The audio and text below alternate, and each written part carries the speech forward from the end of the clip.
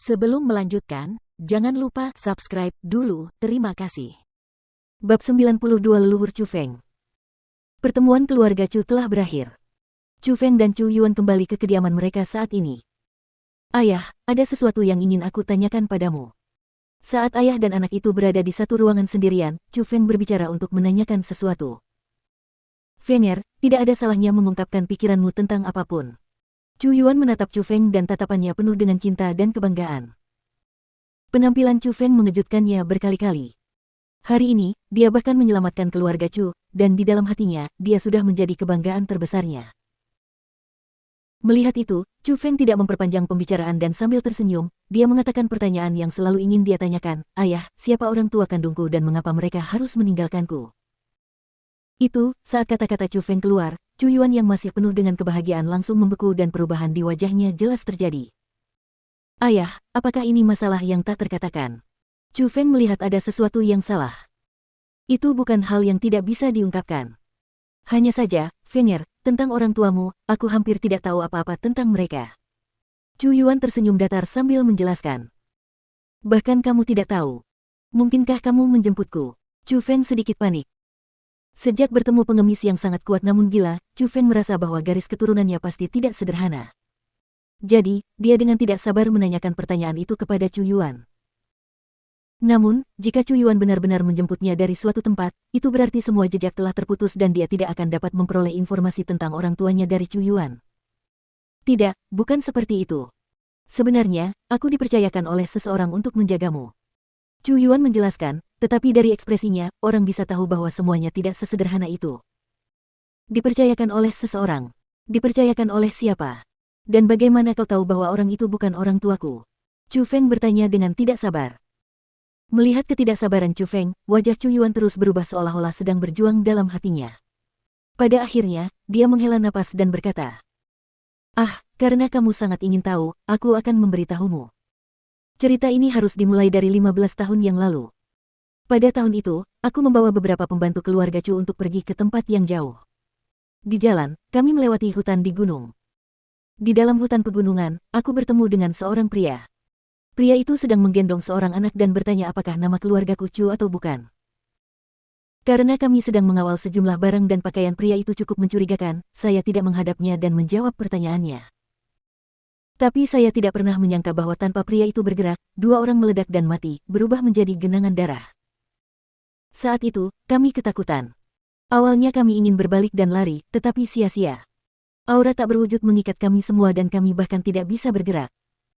Apakah nama keluargamu Chu?" Pria itu berbicara dan bertanya sekali lagi.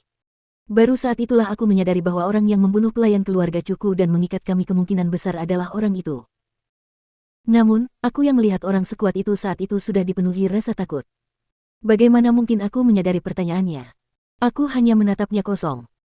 Lalu tepat pada saat itu, saya melihat dengan heran dua nyala api tiba-tiba muncul di matanya. Pada saat yang sama, semua barang yang kami bawa terbakar. Bahkan kereta dan kudanya langsung menjadi abu. Pada saat itu, dia sudah menunjukkan ketidaksabaran. Aku bisa dengan jelas merasakan niat membunuh yang dipancarkannya. Itu adalah niat membunuh yang paling mengerikan yang pernah kurasakan dalam hidupku. Seolah-olah dia datang dari neraka. Jadi, pada saat itu, saya merasa bahwa saya, tanpa diragukan lagi, sudah mati. Namun, dia tidak menyerang saya. Dia hanya berbicara dan bertanya, untuk terakhir kalinya, apakah saya bermarga Chu atau tidak. Saat itu, aku sama sekali tidak ragu. Aku segera menjawab pertanyaannya dan bahkan mengatakan keadaan keluargaku sendiri dan lokasi keluarga Chu. Berbicara tentang hal itu, Chu Yuan tampaknya merasa sangat bersalah. Chu Feng dapat menebak alasannya. Jelas, itu karena dia pada saat itu takut mati dan menyerahkan segalanya tentang keluarga Chu. Lagi pula, jika orang itu punya dendam terhadap keluarga Chu, kata-kata Chu Yuan akan mengkhianati keluarga Chu sepenuhnya dan semua anggota keluarga Chu tidak akan bisa lolos dari kematian. Namun, karena keluarga Chu masih ada di sini, itu berarti orang itu pasti punya tujuan lain. Ayah, apa selanjutnya? Chu Feng benar-benar ingin tahu akhir ceritanya.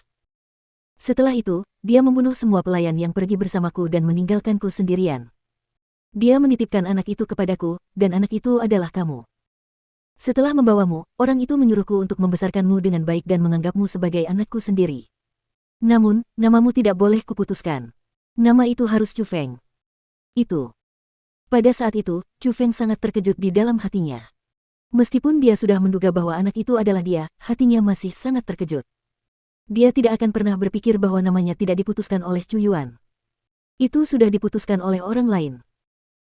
Ketika teringat pada lelaki yang menanyakan hal yang sama kepada Chu Yuan sebanyak 3 kali, tidak sulit bagi Chu Feng untuk berpikir bahwa ayah kandungnya mungkin juga bermarga Chu. Mengenai mengapa ia menitipkannya kepada Chu Yuan, sangat mungkin lelaki itu tidak ingin Chu Feng mengganti marganya. Bagaimana mungkin aku berani menolak saat itu? Tentu saja aku sudah berjanji padanya. Namun, dia memberikan beberapa tuntutan. Yaitu, saya tidak boleh memberitahu asalmu, dan saya juga tidak boleh mengatakan bahwa kamu adalah anak saya sendiri. Saya harus memberitahumu, sejak awal, bahwa kamu adalah anak angkat saya.